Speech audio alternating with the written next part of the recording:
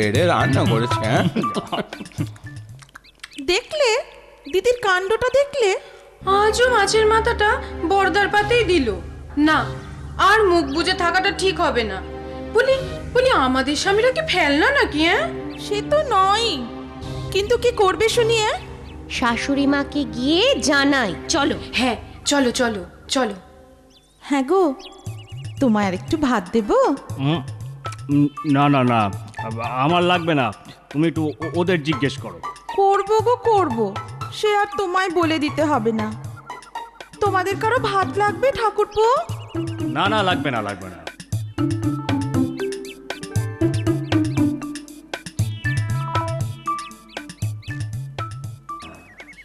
এসব কি হচ্ছে মা? কেন, কি হয়েছে? হবে আবার কি?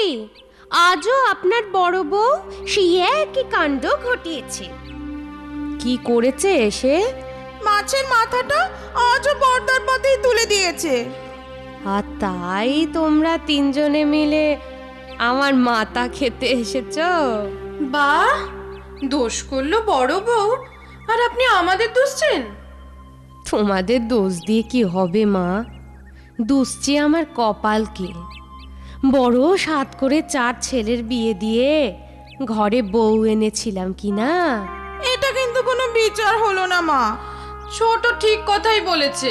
হ্যাঁ, একটা মাছের যদি 4টে মাথা হতো তো ল্যাটা চুকে যেত, কিন্তু সে তো আর হবে না। তা বলি প্রতিবার বড় ছেলেই মাথাটা পাবে? ঠিক আছে, এবারে যখন মাছ আসবে, মাছের মাথাটা আমি তোমাদের শ্বশুরের পাতেই তুলে দেব, নয়তো আমি নিজেই খাবো। হয়েছে তো? এই তুমি বিচার করলে? হ্যাঁ, ছি ছি ছি ছি ছি ছি, বৌমারা কি ভাবলো বলো তো?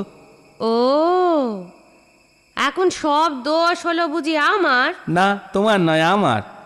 তোমার দোষ হবে না তো কার হবে? এই আমায় একটু ভাবতে দাও তো দেখি, কোনো কোনো উপায় খুঁজে পাই কিনা দেখি।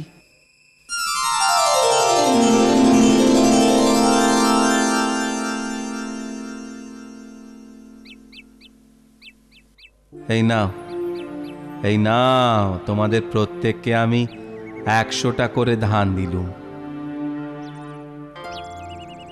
এগুলো যত্ন করে রেখে দিও। আচ্ছা, ঠিক আছে। সাবধান, এগুলো হারিও না কিন্তু। সময় মতো আবার আমি তোমাদের সবার থেকে ধানগুলো চেয়ে নেব। বৌমারা, মনে থাকবে তো? থাকবে বাবা।